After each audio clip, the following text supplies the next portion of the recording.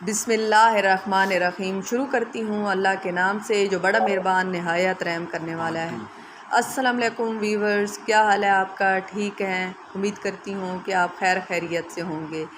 پہلے حصے میں ہم نے حروف تہجی کے بارے میں پڑھا ہے، حروف تہجی کو پڑھا ہے۔ اب آگے میں آپ کو بتانا چاہتی ہوں کہ یہ حروف تہجی ہمارے حلق کے، ہمارے منہ کے کس کس حصے سے ادا ہوتے ہیں، کیونکہ کوئی بھی زبان آپ سیکھتے ہیں، چاہے وہ اردو ہے، چاہے وہ انگلش ہے، چاہے وہ عربی زبان ہے، قرآن پاک کی تعلیم ہے، تو آپ کو پتہ ہونا چاہیے کہ آپ جو چیز بھی پڑھ رہے ہیں وہ ہمارے حلق کے، ہماری زبان کے یا ہمارے منہ کے کس کس حصے سے ادا ہو رہے ہیں، تو اس کی پروناؤنسیشن، اس کی ادائیگی بہت اچھے طریقے سے ہو سکتی ہے، اور پھر ہم اس کو بہت اچھے طریقے سے پڑھ سکتے ہیں۔ اور ویورز، قرآن پاک تو ہمارا اپنی کتاب ہے، ہم مسلمانوں کی۔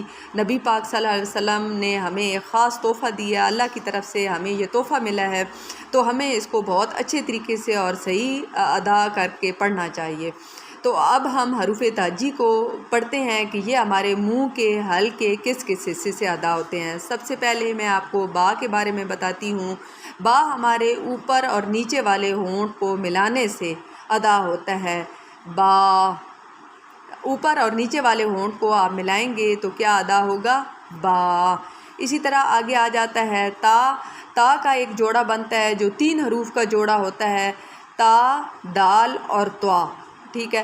تو یہ آپ اپنی زبان کو اوپر اور نیچے والے دانتوں کے درمیان میں رکھیں گے تو تب ادا ہوگی تا، دال اور طوا، ٹھیک ہے؟ اس کے بعد آ جاتا ہے سا۔ سا کا بھی ایک جوڑا بنتا ہے، 3 حروف کا جوڑا بنتا ہے، سا، زال اور زوا، ٹھیک ہے؟